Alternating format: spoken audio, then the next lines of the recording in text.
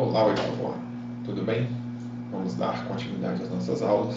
Na aula passada, nós falamos sobre a vinda da família real, a transferência da corte portuguesa para o Brasil e também suas principais mudanças ocorridas aqui neste período.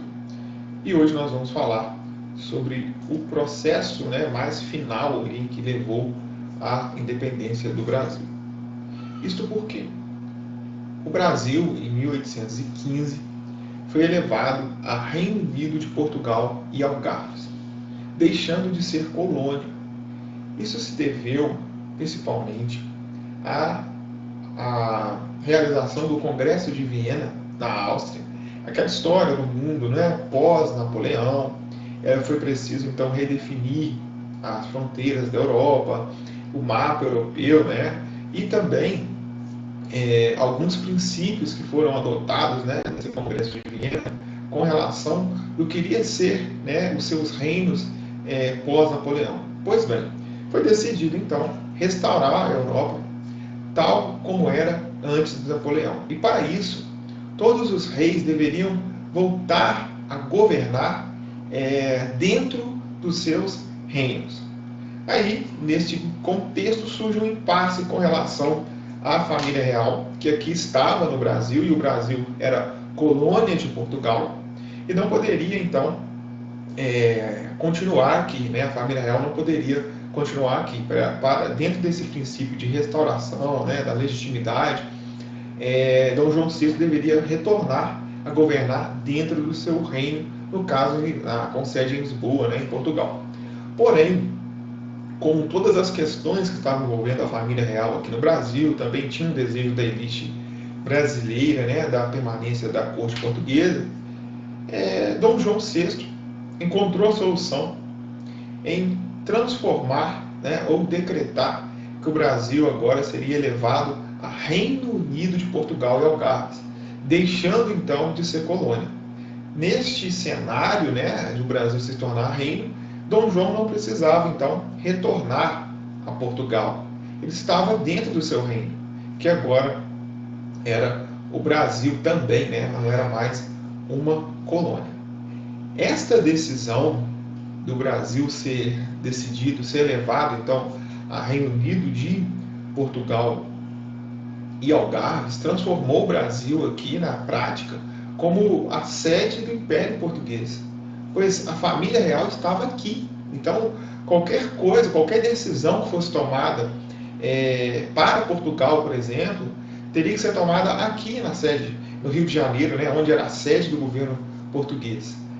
E isso desagradou bastante a elite portuguesa, que no ano de 1820 faz ou estoura a Revolução Liberal do Porto. Esse foi um movimento ocorrido na cidade do Porto, em Portugal, que tinha, entre várias reivindicações,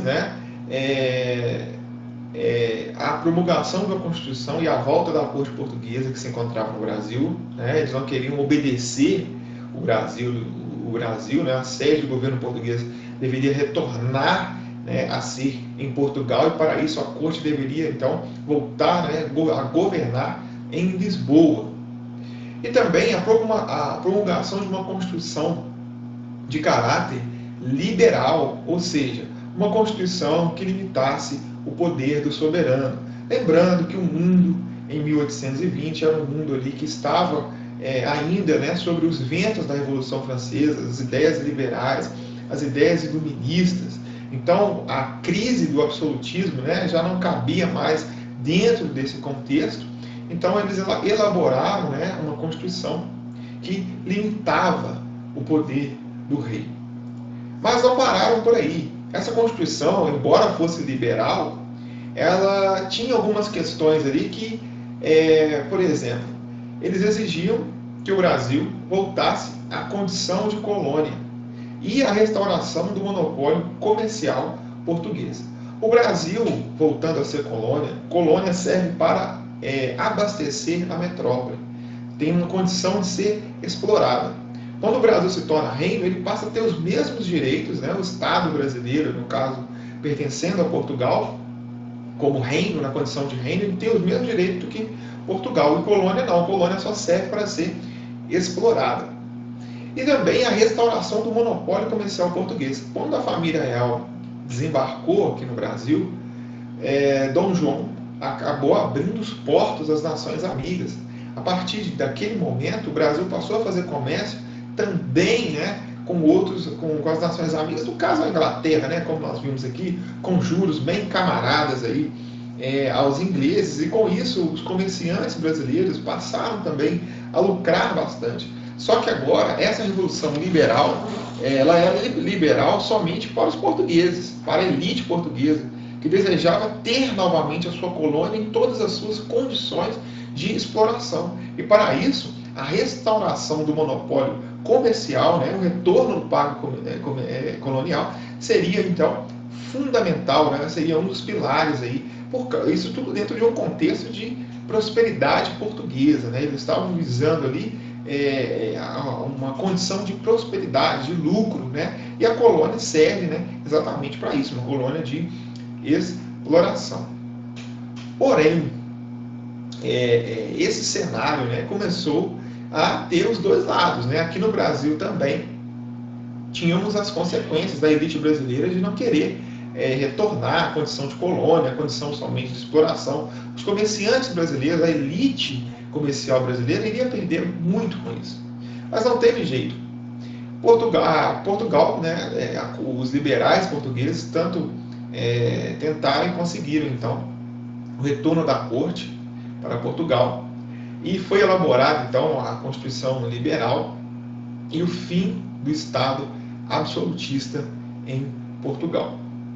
E aqui, né, como bem disse antes, começou uma articulação da elite brasileira em torno de Dom Pedro, que faria mais tarde, né, um ano depois aí de 1821, 1822, 7 de setembro, a proclamação aí da independência do Brasil.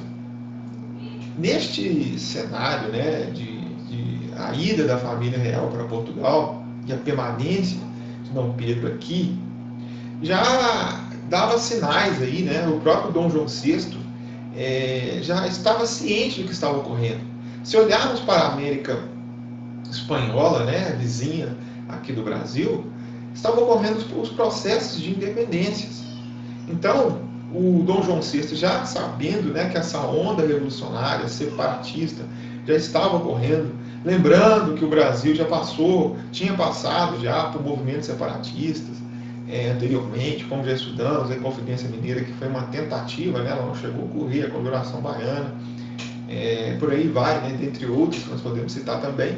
Mas, nesse cenário, né, já dentro dessa situação de partida da família real para Portugal, Dom João VI teria dito ao seu filho, né, Pedro, que se o Brasil se separar de Portugal, antes seja para ti, né, que há de me respeitar, do que para algum desses aventureiros. Tá? Então essa aí foi uma recomendação, né, uma precaução, podemos dizer, né, de retorno a Portugal, porém com essa, vamos dizer assim, uma garantia, né, de que se o Brasil se separasse, né, já dentro de um contexto de independência, como já disse aqui antes, iria separar, mas para Dom Pedro, que iria continuar respeitando Dom João VI, porque o Dom Pedro, né, seria ali a ideia, né, na ideia do Dom João VI, né, ele iria manter as relações com Portugal e na prática o Brasil iria continuar da mesma forma, né, como o Reino Unido ali, mas sob a regência do seu filho, que ele mesmo deixou aqui. Mas nesse contexto, nesse cenário, começam a surgir alguns grupos, né, com ideias políticas ali diferentes. Nós tínhamos de um lado o grupo português, monarquistas, que desejavam que o Brasil continuasse ligados a Portugal, né, e sobre as exigências também da elite liberal e portuguesa, e o grupo dos brasileiros, né, que tinha uma divisão dentro desse grupo brasileiro entre os moderados, né, que também eram adeptos aí à monarquia e tal, e os liberais, né, esse grupo liberal já era sim a favor de uma separação, de uma independência. José Bonifácio, que era um monarquista, e exercia uma influência natural sobre Dom Pedro e sobre os demais políticos, né? Dentro desse cenário todo, ele acabou sendo ali o grande articulador, né, desse processo de separação. E a partir de 1822, né, no dia 9 de janeiro de 1822, Dom Pedro estava para partir, né, para retornar para Portugal, e ele foi convencido aí, né, por 8.000 assinaturas, pedindo que ele ficasse, né, que ele não retornasse a Portugal, pois a elite brasileira sabia, gente, se ele retorna a Portugal, o Brasil perderia muito, a elite comercial, os lucros, iriam lá para baixo. Então era fundamental, né, para a continuidade do lucro, da prosperidade, né, da elite brasileira, que Dom Pedro ficasse. E ele então decidiu no dia 9 de janeiro de 1822, e teria dito, né, essa série de frases que ficou famosa: se é para o bem de todos, ou como é para o bem de todos e a felicidade geral da nação, estou pronto, diga ao povo que fico. Este foi um passo fundamental dentro do processo de separação. Dom Pedro estava dizendo não a Portugal e sim à elite brasileira, aos comerciantes brasileiros.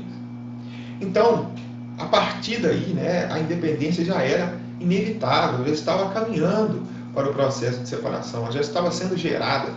Após o dia do fico, Dom Pedro tomou uma série de medidas com o objetivo de concretizar sua decisão, né, de permanecer no Brasil. Ele determinou a nomeação de um ministério encabeçado por José Bonifácio, olha, um brasileiro. Tá? O líder do seu governo aqui é um brasileiro, não é um português. Expulsão das tropas brasileiras, das tropas portuguesas, melhor dizendo, e a proibição do desembarque de outras tropas vindas de Portugal. Já está colocando ali uma questão de soberania de território. E ele emitiu um decreto, o cúmplice. Esse cúmplice determinava que qualquer despacho português só tinha validade no Brasil com autorização prévia do príncipe regente. Ou seja, não adiantava nada, nenhuma lei que viesse de Portugal teria validade antes que Dom Pedro assinasse, ele tinha que autorizar. Então a palavra final aqui já era de Dom Pedro. Assinou no dia 3 de junho a convocação de uma Assembleia Constituinte a fim de elaborar uma Constituição para o Brasil. Então já estava, né, tudo preparado, preparando sim o caminho aí para a independência do Brasil. E a resposta de Portugal diante de tudo isso? Ordens que determinavam a anulação das decisões de Dom Pedro e a exigência imediata e o retorno, né, do Dom Pedro para Portugal. Nesse cenário, né, essa carta que chegou, né, para Dom Pedro, ele não estava aqui, José Bonifácio, junto com Dona Leopoldina, a esposa de Dom Pedro, fizeram que essa carta chegasse, né, e colocasse Dom Pedro a par dessa situação. E ele, recebendo essa carta, ele estaria ali próximo, nas margens do rio Ipiranga, tá, em São Paulo. Ele viu que não tinha mais jeito, não tinha mais volta, né, e acabou proclamando a independência do Brasil no dia 7 de setembro, o famoso grito do Ipiranga, né? Ainda não há um consenso, há versões que dizem que ele deu sim, né, o grito de independência ou morte, outros dizem que não. Tá? Fato que o Brasil, então, se tornou independente, uma independência feita sem a participação popular, feita pela elite, né, um acordo, um conchavo de Dom Pedro I com as elites. E interessante que o Brasil foi a monarquia entre várias repúblicas aqui da América, no continente americano, né, tanto as repúblicas que são ali resultado de uma separação da América Espanhola, e o Brasil, a América Portuguesa, permaneceu aí com um território intacto, né, mais à frente vai ter a separação da Cisplatina, mas nesse cenário o território permaneceu quase que intacto, né, e o Brasil foi uma monarquia entre repúblicas. Aí, pessoal, essa foi a nossa aula de hoje. Muito obrigado.